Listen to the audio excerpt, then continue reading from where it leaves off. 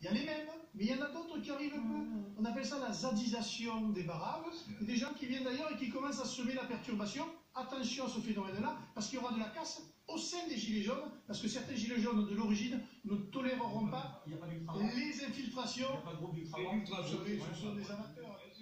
Alors, c'est vrai qu'en parallèle, quand même, il faut régler cette problématique de croyance sur la révolution permanente.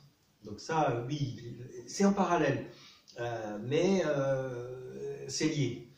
Il faut vraiment le distinguer du mouvement des Gilets jaunes et des revendications citoyennes et démocratiques qu'il y a derrière. Maintenant, il faut quand même travailler sur cette croyance qui, pour moi, est une croyance inique, une croyance dépassée et dangereuse et contre-productive sur l'ensemble des enjeux qui sont posés à l'être humain. Le recours à la violence, historiquement, il faut vraiment le regarder, il faut vraiment le gérer, en parallèle. Hein. C'est quand même urgent, ça aussi, c'est aussi une urgence. C'est qu'est-ce qu'on fait pour mettre en place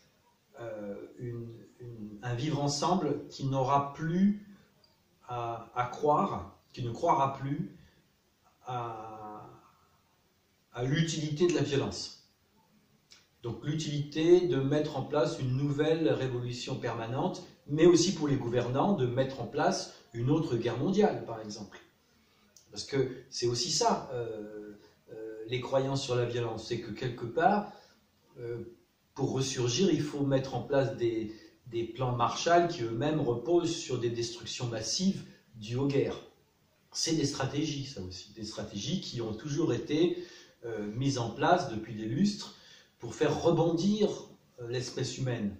Mais là, pas de révolution permanente, pas de guerre, pas de plan Marshall.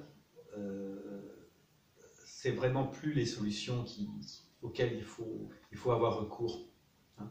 Et en plus, on le voit même, ce n'est plus simplement des discours de type spirituel, religieux, voilà, sur le gagnant-gagnant,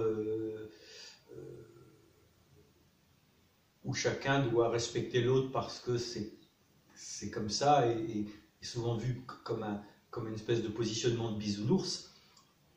C'est aujourd'hui relayé par des scientifiques autour de la physique quantique, etc., la mécanique quantique, que de toute façon on est en interrelation les uns les autres.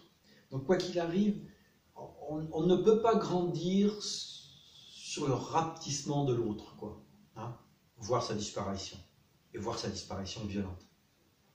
Ça ne marche pas. Ça n'est pas dans la nature de la vie. Ça n'est pas dans la nature de la vie. Même si, quand on regarde des émissions sur les animaux, on s'aperçoit qu'il y a de la cruauté, etc. Ça, il faut le voir différemment. Hein.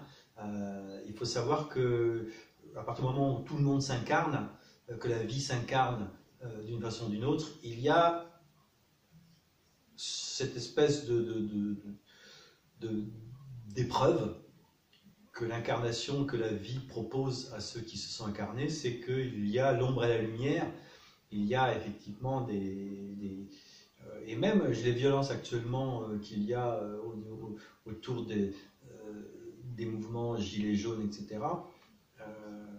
Ce n'est pas parce que c'est une source d'apprentissage que c'est un passage obligé. Vous voyez, il faut faire la différence.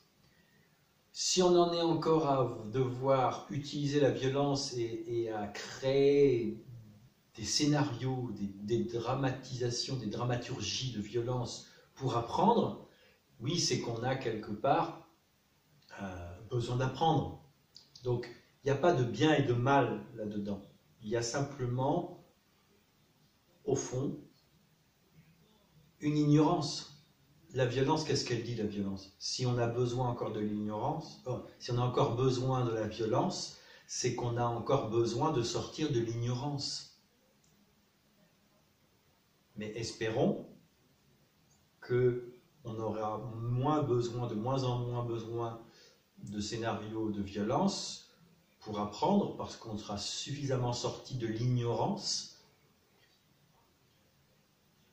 pour vivre la vie qu'on a à vivre en se réalisant pleinement. Donc, ce n'est pas parce que la violence existe et qu'elle fait partie de la vie, parce qu'on en a besoin pour apprendre, qu'il faut la justifier. Bon, peut-être que je vous ai perdu là. C'est comme ça. En tous les cas, c'est sur la vidéo. Vous verrez bien, si vous la regardez, ce que vous en ferez.